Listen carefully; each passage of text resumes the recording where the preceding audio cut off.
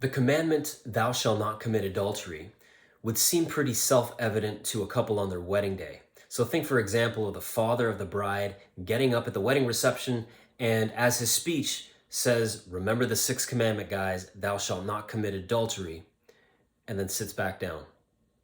I would think that to be pretty awkward. And part of the reason is because just hours before that, this couple has just professed their lifelong love for each other. So saying something like that, it's almost like it doesn't even need to be said. It's pretty obvious. Now, years down the road, when things start to get tough in the marriage, perhaps hearing that commandment would come in handy, but not on a day like that. And that's the thing. Where there is true love, the rules are not a burden. Where there's true love, the rules safeguarding that love are not a burden to keep. You know, there's a story in the Bible, in the Old Testament, of Jacob, who is forced to work 7 long years for his future father-in-law in order to marry his daughter Rachel. And the scriptures say that those 7 years seemed to Jacob to be but a few days because of his love for Rachel. So again, where there's true love, the rules are not a burden to keep.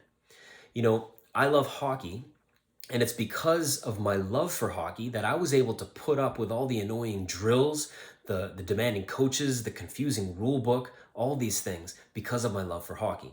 And the reason I say this is because for many of you, perhaps, this has not been the experience that you've had of your faith growing up. So instead of being introduced to a relationship of love with God, you were pretty much handed the equivalent of a rule book early on and said to take this, to memorize it, to study it for the exam, and by the end of that time, you're going to love Jesus.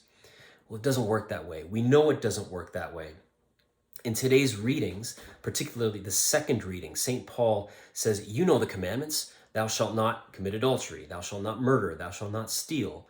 All of these commandments are summed up in the great commandment to love. Now, commandments are important. The rules are important. If we didn't have rules, things would just turn chaotic. So they are important, but confusing the rules for the relationship is a tragic misunderstanding. You know, Pope Benedict Emeritus the 16th once said that our faith as Christians is not primarily the result of an ethical code.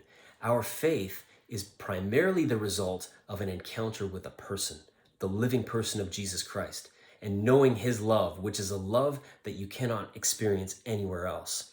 So that's the invitation for us on this Sunday, is to get to know the person of Jesus Christ and to know his love. And even to say the prayer, something like, you know, Lord, I don't even really know you. I know about you, but I don't really know you. I don't know your love. Please reveal your love to me. If you say that with an attitude of honesty and humility, God will definitely honor that request. He will reveal to you a love that you just can't experience anywhere else.